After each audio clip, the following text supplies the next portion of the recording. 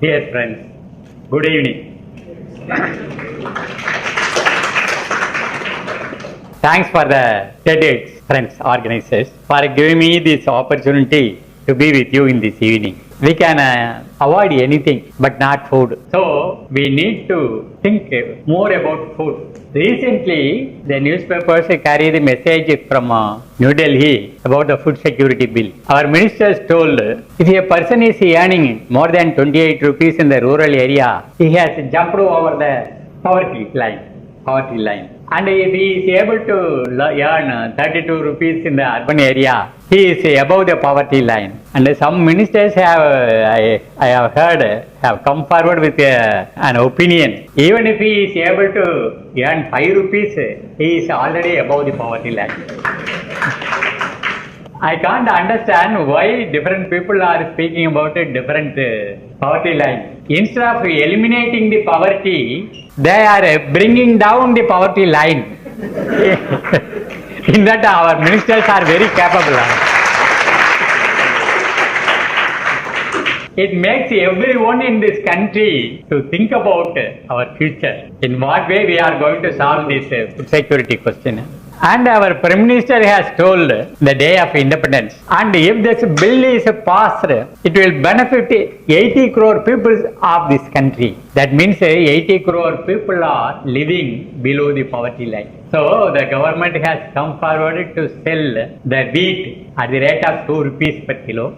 If it is rice, 3 rupees per kilo. And if it is the coarse grain like cholam or kambu, it will be sold at rupee 1 per kilo. But our Tamil Nadu government is telling already we are giving free rice. That means every day people are becoming more and more poor. They are unable to buy. All the plans, programs, everything is going on against the welfare of the community, and it creates unemployment, low income generation, and loss of accessibility to food. There is no question of lack of food. Every year, 1 lakh tons of food grain is spoiled because of want of proper godown. And the Supreme Court has told, you see, it is being spoiled in the open street, the stored grain.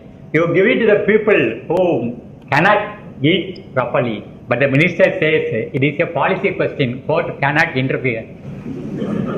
So the food minister says it is our policy to allow the people to starve. See, in 1996, the United Nations convened one conference on food security. There it was discussed what is food security. If there is enough food for the citizens of the country, then it is called availability. If the people are able to buy the grain and consume it, it is called accessibility. If one person wants food out of rice or ragi or jowar, they should be provided with what they wanted. It is called acceptability. And their food should be poison free. It should have nutritive value. Then only we can call it food security.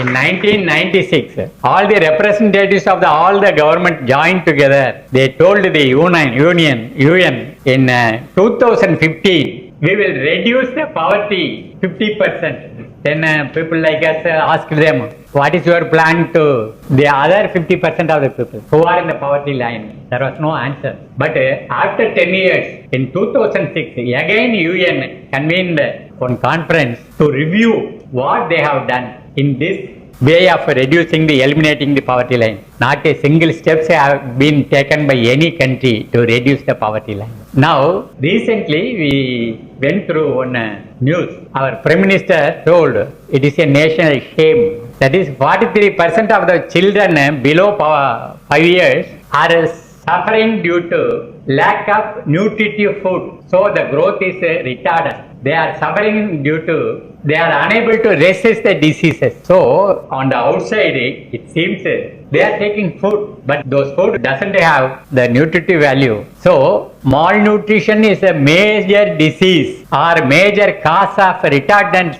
of the children of this day. Our government is unable to do that. 60 years after freedom, our country is unable to feed the whole population. Still 28% of the people are going to bed with empty stomach. This a very pathetic situation. In this situation only, we are thinking about food security of the question, where it lies. It is not in the bill, it is not in the parliament, but it is in the soil. 2000 years back, our forefathers told, if you are able to combine soil and water, you can produce food. It is so simple. It doesn't need any university education now, because we were feeding the whole people. There was no poverty before the British people came here to plunder our wealth. Some 500 years back, Portuguese people came, Dutch people came, French people came, English people came, only to plunder our prosperity. And plundered, the country was plundered. Still, we are doing only one thing. In 1996, I was attending one biodiversity seminar in Philippines for a month. People from 12 countries represented that seminar workshop. And at the end of the seminar, we wrote on a summary. The core sentence went like this. Before 1960, what was there was agriculture. After 1960, what is there is agribusiness. The nature of the agribusiness is import dependent and export oriented. They are always thinking about import and export. They don't think about the soil or the producer or the consumer. During the last 15 years, 250,000 farmers have committed suicide in this land because they are unable to pay back the loan they got for the protection of their crops and other things. Now, the government is spending more money on fertilizer, hybrid seed, water and electricity. All these things are going for commercial crops, not food crops. Food crops are produced by the small farmers who are unable to have a pair of bullocks. So that is why the production is going down, and their produce is not given a proper price. So they are committing suicide or they are leaving the land. In this situation only, we are thinking of organic agriculture. See, once a team of cultural team came from Sweden. In that, one woman was there. She was a retired language teacher, Ruth. Ruth told one day, you see, in this world, everybody is lying. For example, so I asked her, she told her, take for example this pesticide. I told her, I mean the pesticide is okay, it is right. But in Tamil, they are telling us, Pooch Marandu. They are calling poison as medicine. After 60 years of freedom, they don't have the clarity what is there in this cane. The skull is there, two hand bones are there. It is written in Tamil also in the red ink, Visham, like that, poison. After that only the agriculture graduate is telling this is Pooch Marandu, medicine. In North India also, when I went there, I saw they have written it as Aushat. But that Ruth told, I don't know your language problem, but you told pesticide is okay. How is it right? I told what my professor told in the agriculture college. He told, if any bird ends in side, it will be killing something. If it is killing the pest, it is a pesticide. If it kills the insect, it is insecticide. If it kills bacteria, it is bactericide. If it kills fungus, it is fungicide. If it kills rat, rodenticide. If it kills the spider, it is acaricide. If it kills herbs, it is herbicide. If it kills weeds, it is weedicide. If human beings are killing the other humans, it is a genocide. And if you commit yourself, then it is called suicide.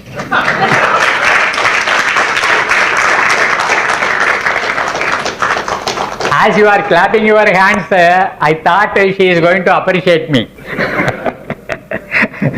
To my sad thing, she asked, is there any granular pesticide in your country? I told, yes, farmers are applying Furadon and Thimet, two granular pesticide. It is applied in the soil, it is applied in the crop and everywhere. She told, take a handful of it and consume it. Then I kept mum, because I know most of the suicides by the youngsters in this country are committed by consuming this granular pesticide. Now she is telling a foreign lady, I had to take for me to consume the granular pesticide.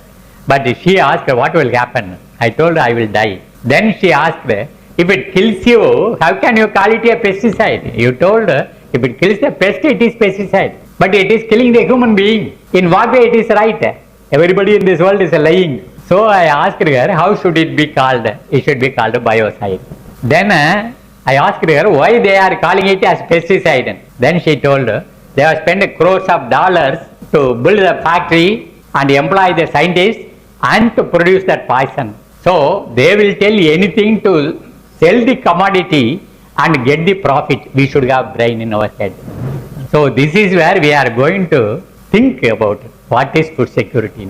Then when I went to Italy, they convened one conference called a slow food conference, because everywhere you see the fast food shops. They told it is not fast food. Before it reaches your food plate, it has travelled 2,400 kilometers. You don't know when it entered into the cold storage. So even after 4 or 5 years, it may come to your food plate. It should not get spoiled. So they are mixing metal poison over that food so that it is not spoiled soon. It is traveling 2,400 kilometers means it is adding to the global warming, climate change, sea rise and all the damages, dangers. At the same time, the cost of the food also going away. So we need to have slow food. Slow food means they told food should be fresh, food should be locally produced and food should be locally consumed and it should have taste.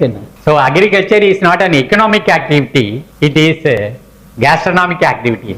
It should suit your intestine, otherwise it is not food. So they told now you start talking about what is food security to your people wherever you are going.